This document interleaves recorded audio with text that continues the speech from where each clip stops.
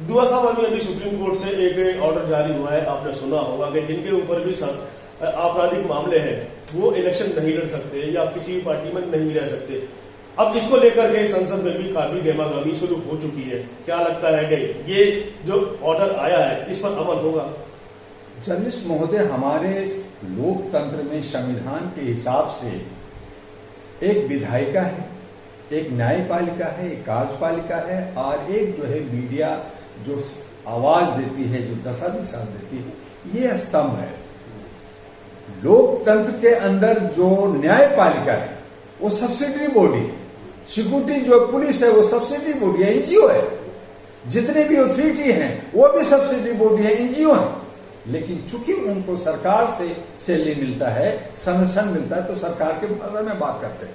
Supreme court बहुत बार अपना notification बहुत सारे बातें की, लेकिन उसको इम्प्लीमेंट फिर होम मिनिस्ट्री करेगा। तो जब होम मिनिस्ट्री राजनीति से प्रेरित होगा, होम मिनिस्ट्री जो है कुछ चंद सांसदों से चलेगा, तो आपको न्याय कहां से मिलेगा? आप सुनते रहिए, ये हुआ वो हुआ। दल बंधु पे भी, पार्टी के दल बंधु पे भी कानून बना हुआ है, आप नहीं कर सकते। लेकिन आप देखते हैं खुल्लम खुल्ला, इस पार्टी से उस पार्टी, उस पार्टी से इस पार्टी। आप दिल्ली में देखा, चाहे गहलोत हो, चाहे अरविंद लवली हो, चाहे कपिल मिश्रा हो, ये सब पार्टी छोड़ के दूसरी पार्टी में गए, अपना बाहुबल दिखाया, अपना पासा दिखाया और चोरी डकैती कर करके नेता बन गए। तो ऐसे ही तमाम राज्यों का, हम एक राज्य की उदाहरण दिया, तमाम राज्यों में हो रहा, आज भी हो रहा है। कोई गंगाराम है, कोई मंगलू राम है, कोई ये है, कोई वो है, यही कर रहे हैं। तो इस तरह से दल बंधु भी खतरनाक है।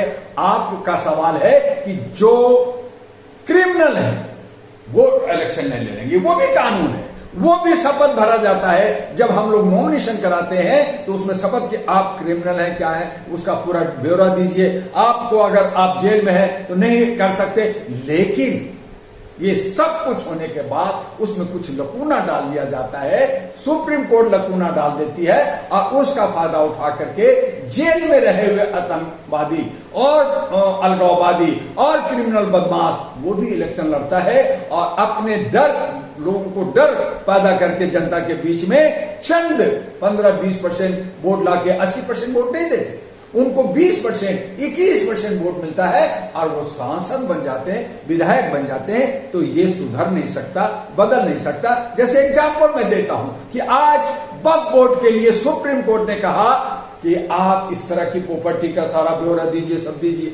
उसमें जो है मौलाना जो देखेगा, उसमें जो है 3 हिंदू दूसरे धर्म के लोग भी हो सकते हैं। तो आपने रास्ता तो दे दिया घुसने का। एक तरफ कहा कि नहीं नहीं मैंने तो मुसलमानों के लिए कहा, लेकिन आपने दूसरी तरफ आप दरवाजा खोल दिया है। तो जब दरवाजा खुला रहेगा, खिड़की खुला रहेगा, तो हवा भी तो आएगा ना।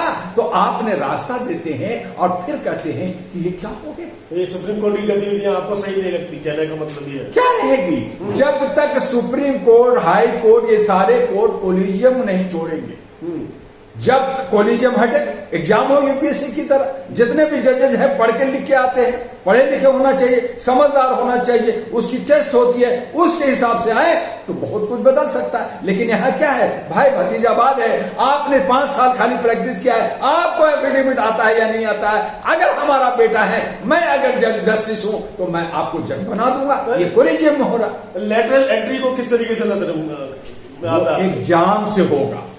लेटरल एंट्री भी तो हो रही है, बिना एग्जाम दिए कोई भी सेक्रेटरी बन जाता है। ये विधायिका की कमजोरी है। हाँ। ये हमारे नेता लोगों की कमजोरी है कि एक जो है बिरला, जो है हमारा ओम बिरला, जो हमारे सांसद का अध्यक्ष है, वो अपनी बेटी को आईएएस और सेक्रेटरी बना देता है, जाओ अपॉइंट हो जाओ।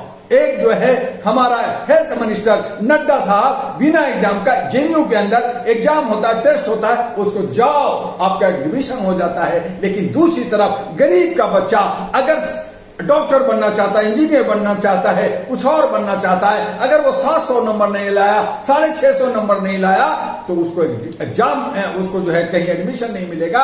और वो बेचारे को जो गरीब, जो अमीर हैं, जो 120 नंबर, 131 नंबर, 32 नंबर लाते हैं, वो 1 करोड़ 2 करोड़ दे करके वो मेडिकल कर लेता है, विदेशों में पढ़ लेता है। तो ये जो अव्यवस्था है, ये जो जो हमारी समता का, ये जो ऊंच नीच का ये भेदभाव है, ये समाज में बना हुआ है। और यही वजह है कि ब्राह्मणवाद और समाजवाद राज कर रहे हैं, चाहे वो विधायिका में हो, चाहे वो न्यायपालिका में हो, चाहे वो हमारा कार्यपालिका और मीडिया में हो। आज देखिए मीडिया, जिसको आप पेड मीडिया, गोल्डन मीडिया कहते हैं, उसमें सब ब्राह्मणवाद, सब समाजवादों का वर्चस्व है।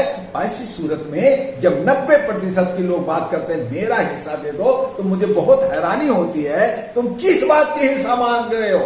तुम कहो सब मेरा है, तुम्हें अगर 2-4% चाहिए तुम ले लो, ये मैं तेरे को देता हूं। लेकिन मांगने की जो प्रवृत्ति है, ये जो भीख मांगने का, हम जो है लॉलीपॉप लेते हैं, हम जो है फ्री की रेवड़ी लेते हैं, वही हमारी कमजोरी है, हमारी समाज की कमजोरी है। मैं अपने समाज को कहता हूं, मैं अपने बहुजनों को कहता हूं कि तुम दिग्भ्रमित हो, तुम एक इकट्ठा नहीं हो, तुम में इतनी ताकत नहीं है कि तुम अपने हक अधिकार को छीन सको।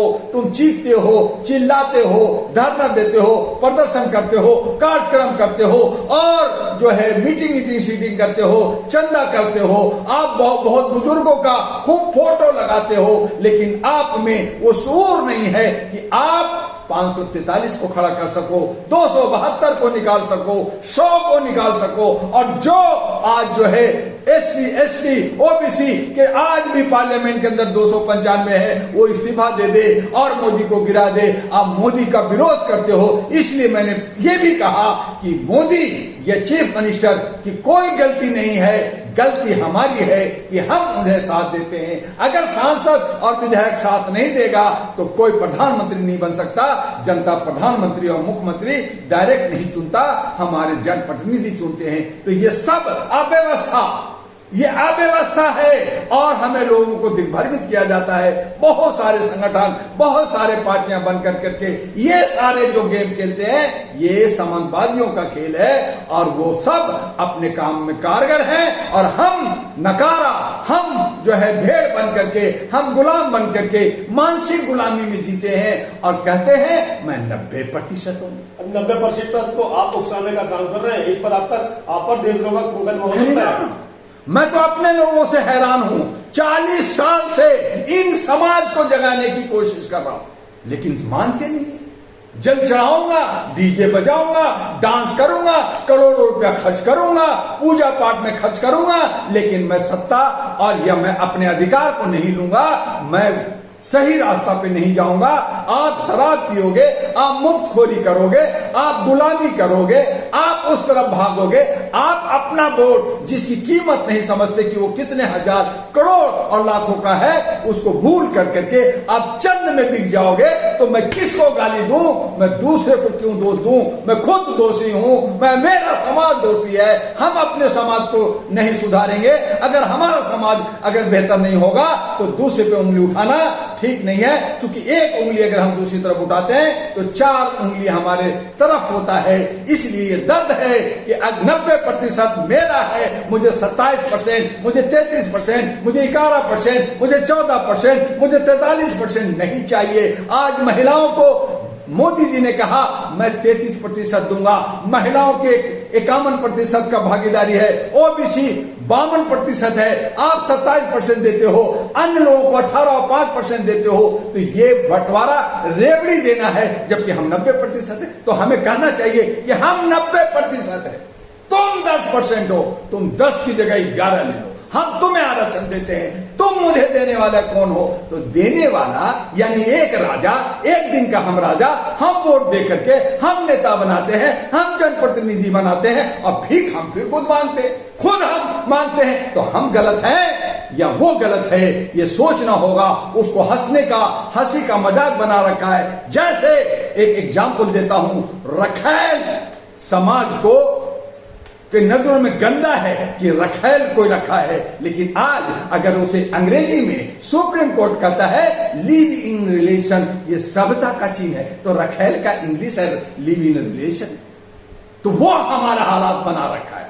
तो इसलिए हमें समझना होगा, जानना होगा, जागरूकता लाना होगा। इसीलिए बाबा आंबेडकर ने कहा, हमारे प्रियार ने और बहुत सारे लोगों ने, हमारे बुद्धिजीवियों ने कहा, शिक्षा लो, सत्ता लो, फिर अपना समाज का भागीदारी का, हिस्सेदारी का, आर्थिक आजादी का जश्न मनाओ, आगे बढ़ो। और अगर ऐसा नहीं करते, तुम खाली फोटो लगा करके, चंदा लेकर के खाओगे और इधर उधर करोगे, तो तुम भटके हो, तुम भिकमंगे हो, तुम जो है बिके हुए हो, तुम जयचंद हो, तुम भेड़ हो। ये सब गालियां मैं अपने समाज को, खुद को और अपने समाज को देता हूं। यही सत्य है। धन्यवाद। जब तक इनको गाली नहीं देगा, मजा आया। हमने तो मायावती को नहीं घेरा, मैं उनको भी घेर दूंगा। बहुजन में सब आ गए ना, बहुजन को गाली दो, तभी तो गुस्सा होकर निकले। ये सुधरेंगे नहीं ना, बात ये। जब तक इनको गाली नहीं देगा, ये सुधरेंगे। सही बात है। बस समझे बात।